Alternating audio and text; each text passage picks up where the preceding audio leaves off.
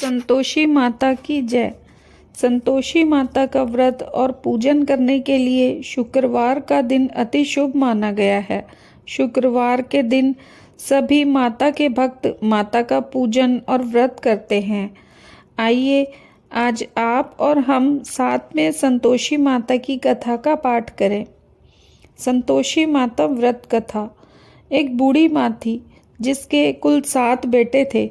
6 अपनी जगह काम में व्यस्त रहते और एक निकम्मा था। माता अपने सभी 6 बेटों के लिए रसोई बनाती, लेकिन उस 7वें बेटे का हमेशा तिरस्कार करती और उन 6 बेटों की जूठन खिलाती।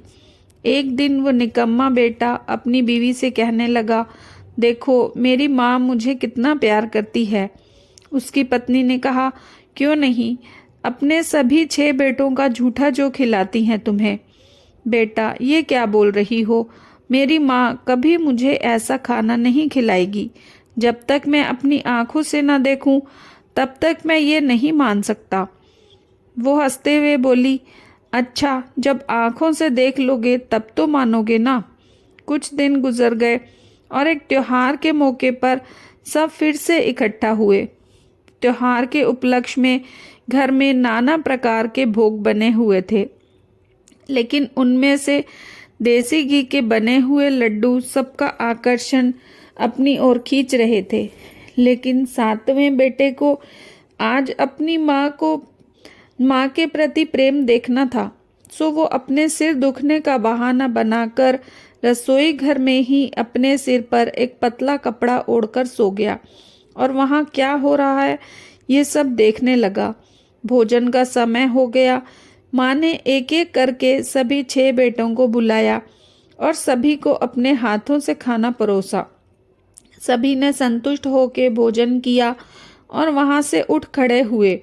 माँ ने अब सबकी थाली में से बचे हुए लड्डू का चूरा इकट्ठा करना शुरू कर दिया। 7वां बेटा बस ये सब देखता रह गया। माँ ने उस चूरमे से अपने 7वें बेटे के लिए एक लड्डू बनाया और उसे भोजन के लिए बुलाने लगी। अरे बेटा देख, तेरे भाई भोजन कर गए, अब तू कब करेगा, चल आजा तू भी भोजन कर ले। नहीं माँ, मुझे अब भोजन नहीं करना है, मुझे अब परदेश जाना है, मैं कल जा रहा हूँ। परदेश? अच्छा तो फिर कल क्यों जा रहा है, आज ही चला जा, माँ ने कहा। क्यों नहीं माँ, मैं आज क्या अभी जा रहा हूँ, बेटे ने गुस्से में कहा। अब 7वां बेटा अपना सामान बांधे परदेश जाने को घर से निकल रहा था कि उसे अपनी पत्नी की याद आ गई। पत्नी गौशाला में उपले बना रही थी। वो उसके पास गया और कहा, हम जावें परदेश आवेंगे कुछ काल, तुम यहाँ संतोष से रहियो धर्म आपनो पाल। उसने कहा, जाओ पिया आनंद से, हमरो सोच हटाए, राम भरोसे हम रहें, ईश्वर तुम्हें सहाय। 2 निशानी आपनी देख धरू मैं धीर, सुधी मत हमरी बिसारियो, रखियो मन गंभीर। उसने खुद को टटोला और कहा, मेरे पास तो कुछ नहीं, बस ये एक अंगूठी है, सो ले ले और अपनी कोई निशानी मुझे दे। वो बोली, मेरे पास क्या हो सकता है, बस ये गोबर भरे हाथ हैं। इतना कह उसने अपने गोबर भरे हाथ से उसकी पीठ पर छाप लगा दी। अब वो चला गया और चलते चलते किसी दूर नगर में आ पहुंचा। वो काम की तलाश में यहाँ वहाँ भटक रहा था, किसी जगह उसे काम नहीं मिल पा रहा था।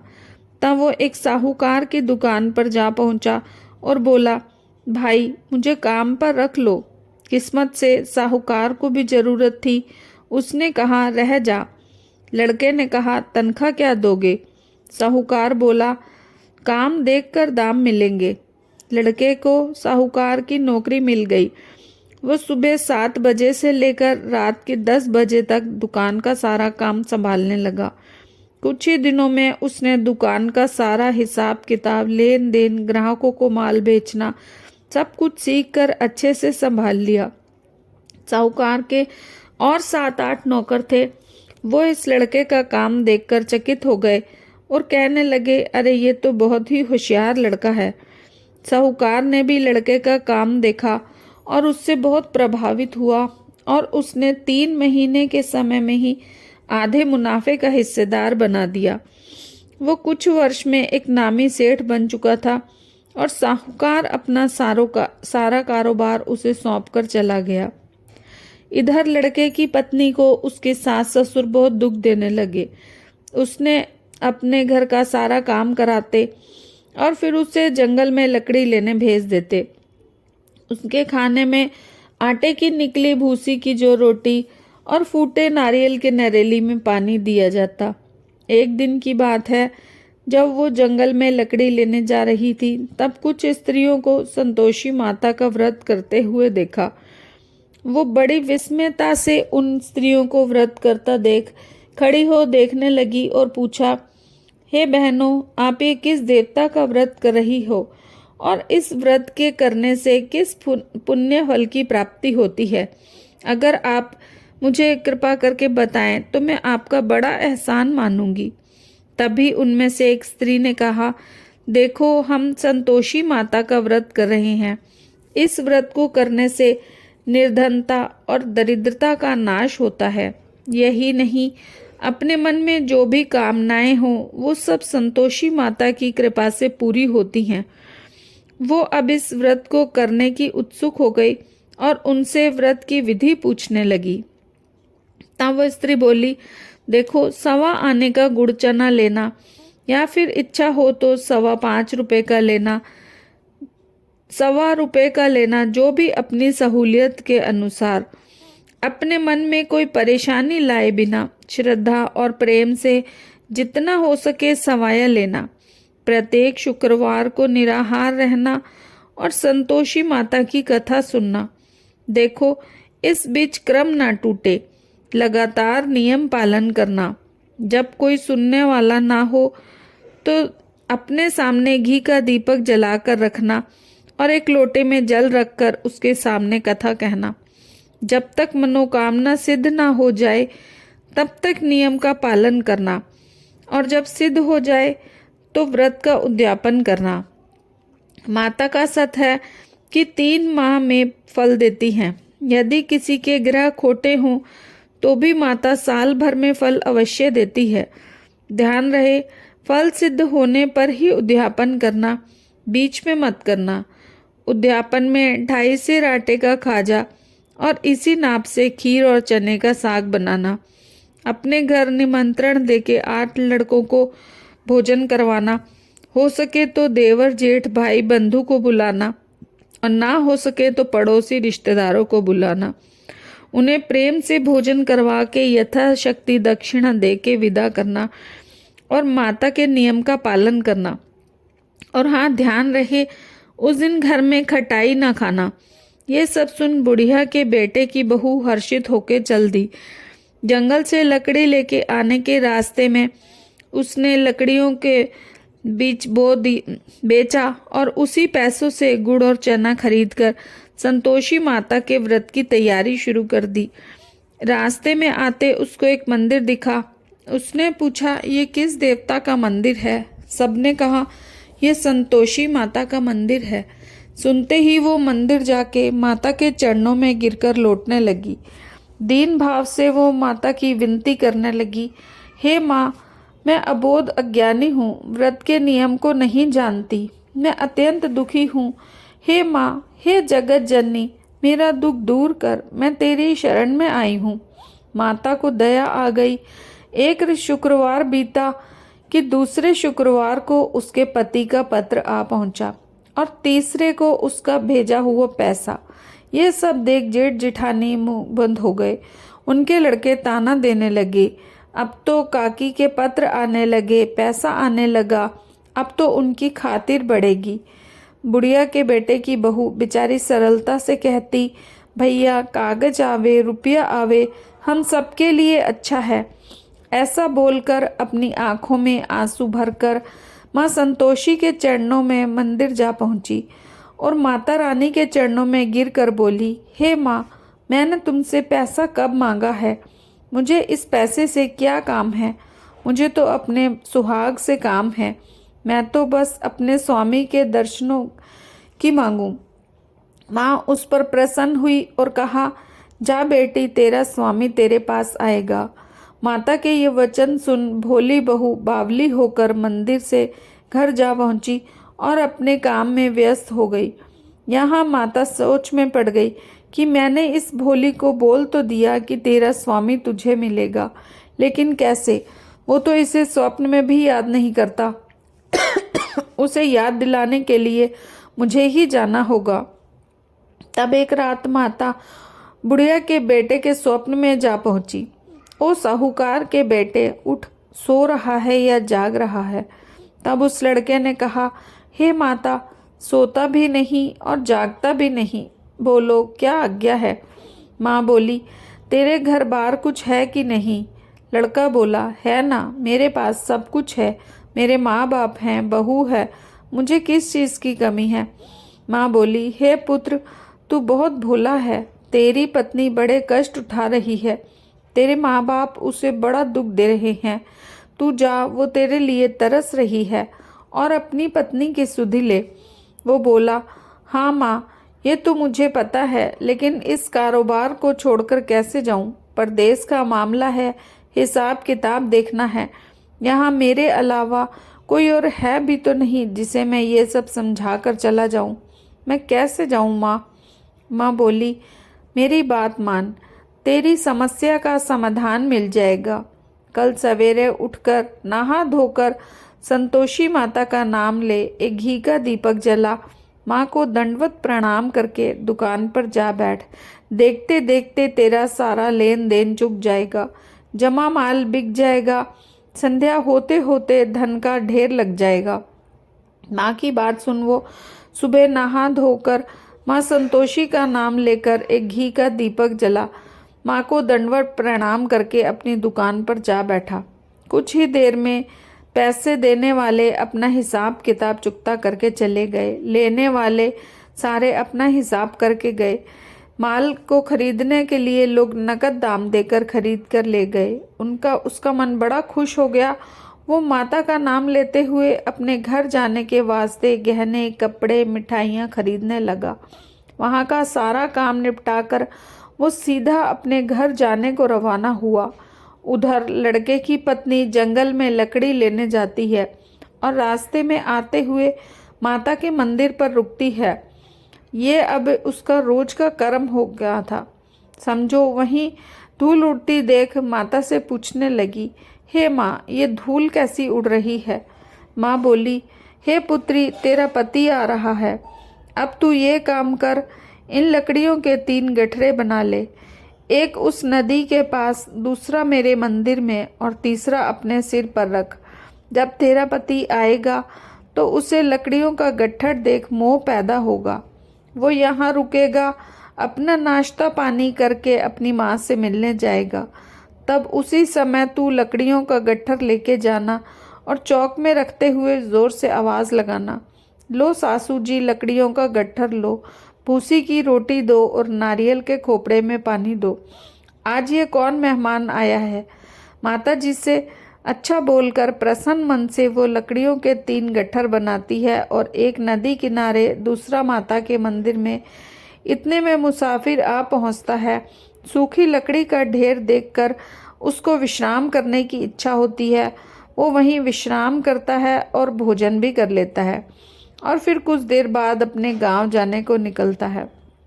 गांव पहुंचते ही वो अपने माता पिता, संगी साथियों से अच्छी तरह मिलता है और सबके हालचाल पूछता है और चौक में पड़ी खाट पर जाकर अपनी पत्नी का इंतज़ार करने लगता है। इतने में वो बावली लकड़ लेकर आती है और चौक में रख देती है। अपनी सासू माँ को जोर से 3 आवाज़ लगाती है, लो सासू जी, लकड़ियों का गट्ठर लो, भूसी की रोटी दो, नारियल के खोपड़े में पानी दो। जब उसकी नज़र खाट पर बैठे आदमी पर पड़ती है, वो बोलती है, अरे ये कौन मेहमान आया है? तभी उसकी सास उसे आवाज़ लगाते हुए बाहर आती है। अपने दिए गए अत्याचार पर पर्दा डालते हुए कहती है, अरे ऐसा क्यों कहती है बहू? कौन मेहमान आएगा? तेरा मालिक ही तो आया है। ले बैठ, मीठा भात का, कपड़े गहने पहन, अपनी पत्नी की आवाज़ सुन उसका पति उसे देखता है और अपनी दी हुई अंगूठी देख व्याकुल हो जाता है। अपनी माँ से पूछता है, माँ ये कौन है? माँ, बेटा ये तेरी बहू है। जब से तू गया है बावली हो पूरे गांव में भटकती फिरती है। घर का काम कुछ करती नहीं, बस 4 पहर आकर खाना खा जाती है। बेटा बोला, अच्छा माँ, मैंने तेरी भी सुन ली और इसको भी देख लिया। अब मुझे दूसरे घर की चाबी दो, मैं वहीं जाकर रहूँगा। माँ बोली, ठीक है बेटा, जैसी तेरी मर्जी। अब उसने दूसरे घर की तीसरी मंजिल का कमरा खोला और अपना सारा सामान जमाया। एक ही दिन में पुराने कमरे को राजा के महल की तरह सजा दिया। अब क्या था, उसकी पत्नी सुख भोगने लगी। इतने में शुक्रवार आ गया। उसने अपने पति से कहा, देखो मुझे संतोषी माँ का व्रत उद्यापन करना है। पति बोला, खुशी से करो। पति की रजामंदी मिलने पर वो खुशी से माता के व्रत के उद्यापन में जुट गई। अपनी जिठानी के बच्चों को भोजन के लिए निमंत्रण देने चली गई।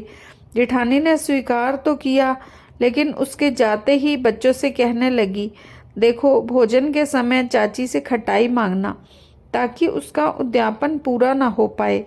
अब लड़के भोजन के लिए आते हैं, खीर खाना पेट भर के खाते हैं और बाद में बोले, अरे चाची हमें खटाई दो, हमें ये खाना नहीं भाता, हमें अरुचि होती है। चाची ने कहा, आज किसी को खटाई नहीं मिल सकती, ये तो संतोषी माता का प्रसाद है। तब सब बच्चे उठ खड़े हुए और बोले, लो पैसा दो। चाची ने उन्हें पैसे दिए तो वो इमली की खटाई लेकर खाने लगे। ये देख संतोषी माता बहू पर बहुत कुपित हुई। उस दिन राजा के दूत उसके घर आए और उसके पति को पकड़ के ले गए। वहीं जेठ जिठानी ताना मारने लगे, सब लूट लूट कर धन इकट्ठा किया हुआ है, अब राजा की मार खाएगा तब जाके अकल ठिकाने आएगी। बहू ये ताने बहुत चुभने लगे। आंखों में अश्रु लिए वो दौड़ी माता के मंदिर पहुंची और कहने लगी, हे माँ, तूने क्या किया? हंसाकर अब क्यों रुलाने लगी? ऐसी क्या भूल हो गई मुझसे? तब माँ ने कहा, बेटी तूने मेरा उद्यापन करके व्रत को भंग किया है।